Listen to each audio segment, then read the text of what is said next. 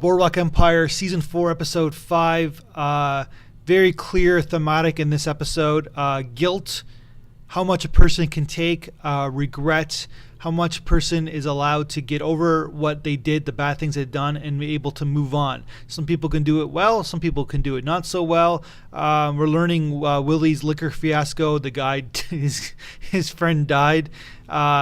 Nucky's going to help and get clear of the charges, but he's got to understand how many lies he can handle himself, and or how much is he willing to sell out others to make himself clear. So he's going to sell out his roommates to get himself off, and Nucky's trying to teach him how to let it go and move on, how to let go that these things never happened and move on with himself. So it's Willie, the youngster, is learning either not or yes or no, how to get over the bad things that he's done, how to get over selling himself out for the sake of himself, how to be selfish, and how to live the rest of his life without that clear conscience. Of course, we're learning from the older characters, Eddie especially.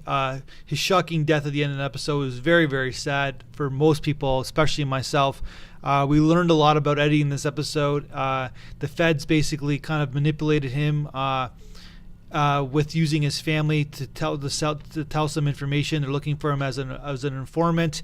Eddie can't handle being an informant. He's got too much guilt, so he throws himself out the window because that's who Eddie is. So another thematic about how much a person can take episode. You also got Jillian, who keeps needing her heroin fix because she just can't take all the bad things that she's done.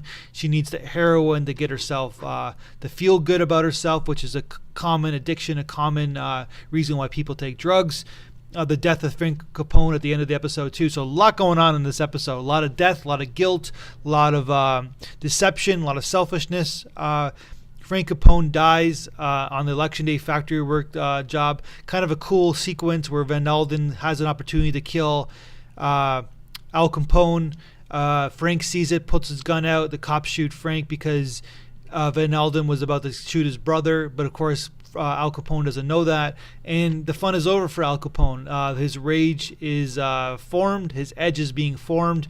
He will never get over the death of his brother, and he's about to take revenge on everybody else. And we know what history will show the great Al Capone, or the infamous Al Capone, what's going to happen with him. Very cool episode, very distinctive thematics, very distinctive plots that's going to set up the future of Boardwalk Empire. That's my review.